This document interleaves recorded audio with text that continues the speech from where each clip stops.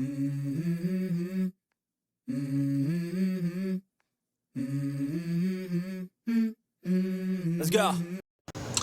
Welcome back, everybody, to another episode of the Buckeye Blitz podcast. I'm your host, Chad Stryker. Thanks for taking some time today. Appreciate your listenership. I know that there's a lot of podcasts out there about Buckeye football, so I do appreciate you guys listening. If you could, hit the like button on YouTube. Helps us surface with other Buckeye football-related content, and I appreciate it. It's June 9th, folks, so if you're wondering, we are here for Buckeye Friday. I know I didn't get to do my regular Q&A Tuesday. It just didn't work out with the timing of my week and the way that my meetings have been going. So if you're wondering, yes, I've changed roles, so it's been a little bit different from what I've been able to do from a podcasting standpoint. So, but beyond that, it's Friday, June 9th, so welcome to the weekend. I hope you guys are having a great week as I record on my lunch hour. A few more hours to go here on the East Coast, so looking forward to the weekend and some beautiful sunshine and weather.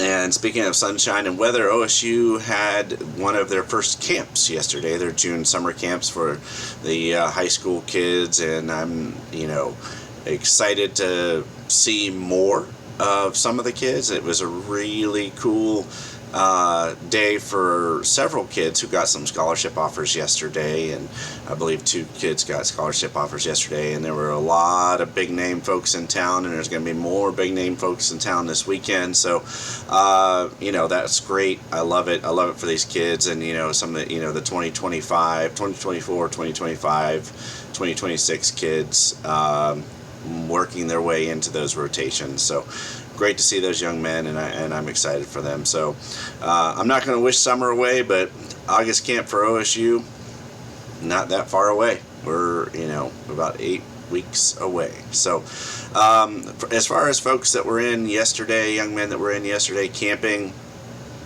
Chris Henry Jr., wow. I hope you guys either get on Twitter or get on Google and take a look at some of the video that's out there of him. Looked phenomenal. He went up against Dorian Brew a few times, and Dorian Brew's a very well thought of young man for a defensive back, and Chris Henry took him to school a few times, and he's long and lean. He's taller than his dad, and he actually kind of reminds me a little bit of Marvin Harrison Jr., so take that for what it's worth. It's kind of like if I was doing a body comparison in high school. That's who he kind of reminds me of. Ian Moore looked great, the offensive line commit. Mark Zachary, a 2025 kid, earned an offer yesterday. Mark Zachary IV, he's a defensive back here in Ohio. He's another one, an up-and-comer. I think that, you could really stay right here in Ohio the next few years and keep your defensive back class stacked. Brian Robinson, who had recently visited Kentucky and it was at Ohio State yesterday, has the Michigan boards melting down because I thought for sure they were getting him. He's not camping. He's just here visiting. I did confirm that today with Dave Biddle. For what that's worth, I don't know. I think Ohio State still has a shot at him, but we'll see. Landon Pace was here, Orlando Pace's son. He's got some filling out to do, but Dad looks like he could still put on the uniform and give it a go. So, they didn't have 50 years back then very often, unless you were, had an injury issue and stuff, and the COVID years and all the things that we have now, where kids can be in school for 7 years, like Stetson Bennett. But I think that he looks like he will fill out. We'll see what happens, but it was just starting to see some of those second generation kids of people that I watched in college growing up in high school and college, so kind of cool. There are a lot more kids at camp, but I thought I'd highlight those few kids that I noticed, especially from some of the videos. Also this weekend, Jeremiah Smith will be in town. He's coming in for his visit. Everybody's concerned about Jeremiah Smith, and rightfully so. He's a generational player. He is often getting compared to a lot of the elite wide receivers that have come through. and people freak out anytime he does anything. And please don't, just don't tweet at him. Let him enjoy his stuff. Let him go get his free Jordans and AirPods and all the other stuff. All that to say, everybody in the know has said that if Brian Hartline and Ryan Day are still here at the end of this year, Smith is going to be a Buckeye. He wants to play for Brian Hartline. He wants to be part of that tradition. He wants to be part of those things. And I don't have any other reason to not to believe it. So just breathe. Everything's going to be okay. Other news and notes, the same question gets asked of most specifically Bryce West and Aaron Scott. If you follow the Dean, Bill Kerlick, closely, and Mark Porter, from either watching them on Bucknuts or listening to, following them on Twitter, both have said, they still have their crystal ball to Ohio State. It's coming down to really Michigan and Ohio State and maybe Oregon. But I feel good about it. No one has, under their breath mentioned it really could be Michigan. Both the families love Ohio State. I still think probably towards the end of June, Ohio State gets the last visit from both of them. So June, early July, you may see a commitment from one or both. I know a lot of us, feel good about it. Unless something dramatically changes, I don't see that crystal ball changing. I know a lot of folks are waiting for a boom, especially, we'd like some defensive booms. I think you may see Nigel Smith, an edge from Texas, commit soon. He had an official visit last weekend. That was his 5th visit, and all the first 4 were on his dime. He's really into Ohio State. I'm really excited to see what happens with Marcus Lightfoot, and then Jaden Jackson, Booker Pickett, all possibilities, and others as well. So, everybody hang in there. The booms are coming. I'm interested to see. I think Laurinaitis might be even in on another linebacker. I know that Peyton Pierce, committed to Clemson, and so they, Sammy Brown. Sammy Brown committed to Clemson, and I thought we had a shot, but I think it was Clemson and Georgia all along. There will be more defensive booms. I was getting ready to say that Ohio State got Peyton Pierce, and it all came out in one big jumbled mess, so apologies on that. But, June, July, I think you're going to see Ohio State go on a roll for some defensive prospects. So all good, no worries. Breathe easy, Ohio State fans. Now, kind of changing gears, because yesterday the 2024 and 2025 schedules dropped for the Big Ten, and the very first thing that I noticed was that the Leaders and Legends, or East and West divisions, depending on how old you are officially dead.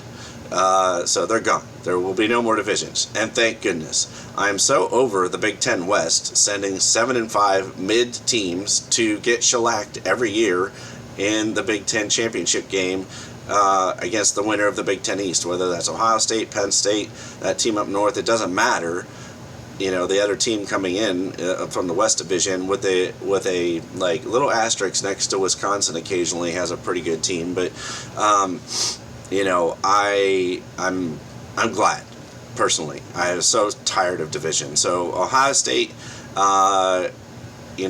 when all was said and done, when they got rid of the divisions, ended up with only one protected rival, and it's that team up north, as you'd expect. A lot of people were questioning the Penn State thing, and I tweeted this yesterday, and I mean it. Many people at Penn State viewed Ohio State as their rival, but Ohio State really never viewed, at least from my perspective, I never really viewed Penn State as a rival. I thought they were a tough team to play. It's hard to go, to Beaver Stadium and play at night in the whiteout.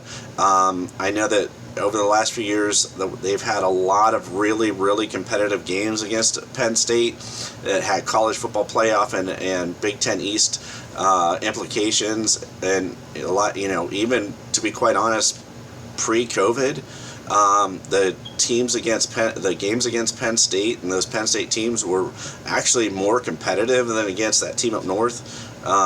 many of the times. If you go back through that 7-8 year span where Ohio State just absolutely dominated Michigan in every single way possible, recruiting, on the field, across the board. But I think about those overtime games and stuff at Penn State where, Bosa's tackling the running back and the quarterback at the same time, and ending it in overtime and things like that. So I know that we can be captives of the moment, and so the team up north winning the last 2 years has kind of changed the rivalry a little bit. But OSU dominated for 7 years, and so keeping Michigan as the only protective rival, okay, I get it. I do think that not playing Penn State is kind of meh. I don't consider them like a rival, but I've always thought we had really competitive games. So that may shift. It may come back. We'll see. And that said, I think the Big Ten may have tried to help Ohio State out a little bit with scheduling and not making them play a gauntlet next year. So, like, as far as a cool story arc, Ohio State gets UCLA next year, not USC. So, Ryan Day versus Chip Kelly, mentor versus mentee, which is fun. And we play at Penn State, but we get Michigan at home. We go to UCLA, so that's kind of fun. To play there, kind of a neat thing, West Coast game. We get Iowa, Illinois, and Rutgers at home, and then we're on the road to play Minnesota and row their boat, and then we play Sparty. So it sets up to be a pretty decent Big Ten 2024 schedule for Ohio State. I think that's with the talent that Ohio State brings in every year, it's a winnable schedule.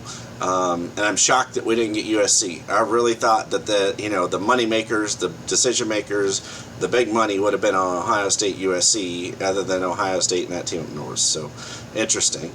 And then in 2025 season, 2026 season, Ohio State begins their home-and-home series with Texas, and we'll also play UConn. We also get USC at the Horseshoe in Columbus. I'm wondering what time of year that game will be, because if it's in November, oh man, those Trojans might not like Columbus, Ohio in November. So we will have to travel to Wisconsin and to Michigan, but most notably the home games against Texas and USC are big, and I like it because the rest of the schedule is meh. It's Indiana at home, Maryland at home, and Nebraska at home. So meh. It's meh. It's mid. Whatever. But that's it for me this week. I hope that catches you up. I'll keep an eye on all things this weekend, recruiting wise, and any other schedule information. As this is kind of a little bit of a slower season for me as far as the podcast goes.